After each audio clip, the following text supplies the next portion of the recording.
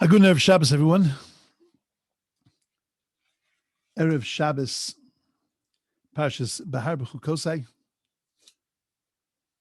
Chodesh benching.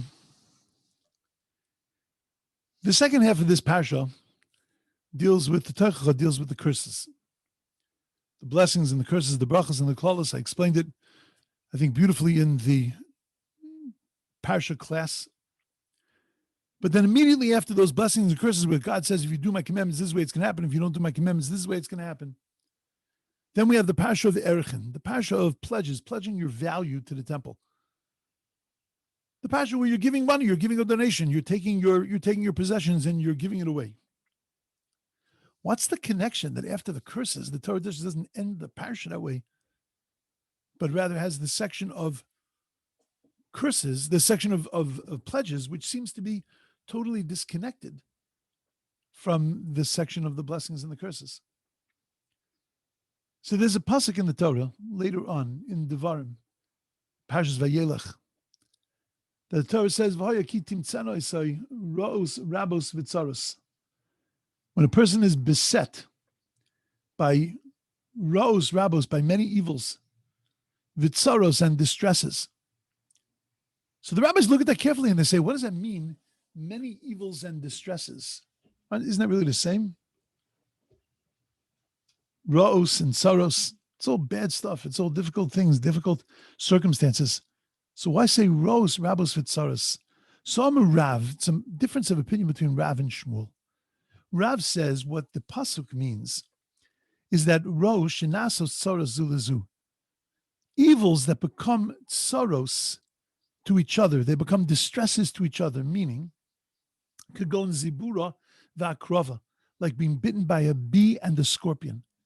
Because the therapy that's needed for the bee bite and the bee sting is the exact opposite of what's needed for the scorpion. And therefore you try to heal yourself from one and you'll exacerbate the other. And that's called Ra'os Rabos Vitzaros. Not only did something bad happen, but that bad has a terrible component to it. That's the way Rav understands it. But Shmuel has a very different explanation. And Shmuel says that is that a mamtzi loimos la'ani, a person who gives money to a poor person b'shas dochko, at their time of need. That's what it means, ra'os rabos vitzaros. Many evils and distresses. Really? That you give money to the poor when the poor is in their hour of need? Last I checked, that was a good thing. Everybody should be willing to open their hands when a poor person comes and says, I need, here you go, take it. Givaldik. That's not a curse. That's not ra'os, rabos, vitzaros. That's not evils and distresses. Says the Klei Yakar.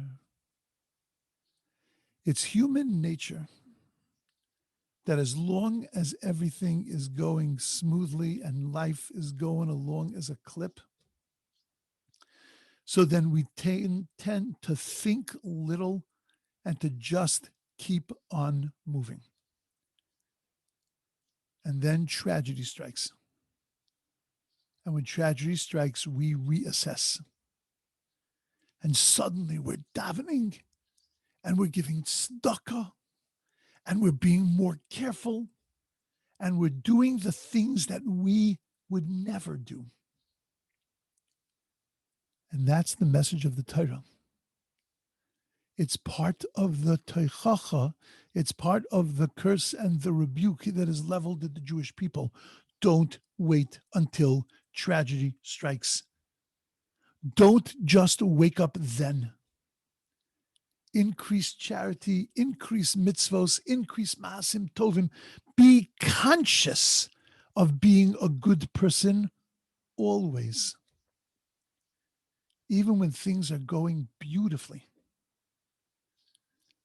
And that's what Shmuel meant. That what's the big sorrow? What's the big distress? Zahamotzi mos la'ani b'shas dochko is a person who gives money to the poor at the time of his hour of need, not the poor man's hour of need, but in our hour of need.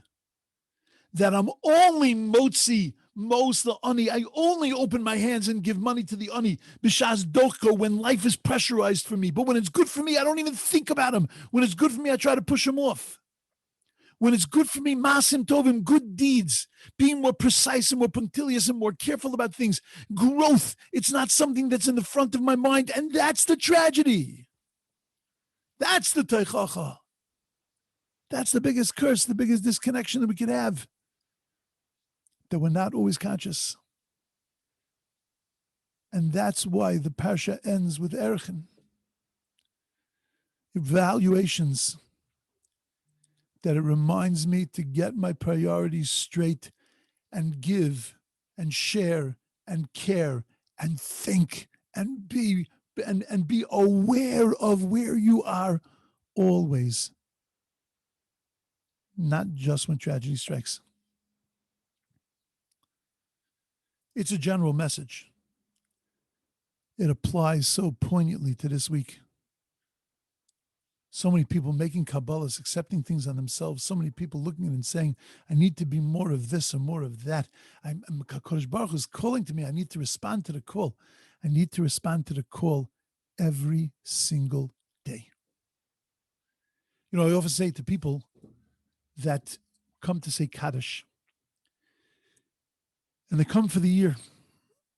I tried to say to them at the end that it was such a stunning thing. Nothing could ever take away from the beauty of what you did for your parent or your sibling or your spouse or your child.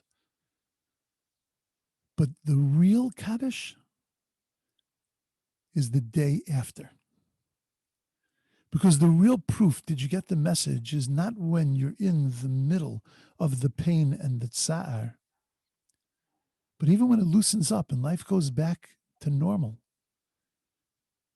and you start to pull things around to cover over that gaping hole, and you start to learn how to re-exist. If now you're still conscious, if now you're still trying to keep it going, now you're thinking and aware, you got the message clearly. That's what the Torah wants to make sure. That this thinking is not actually, in the long run, a curse to us.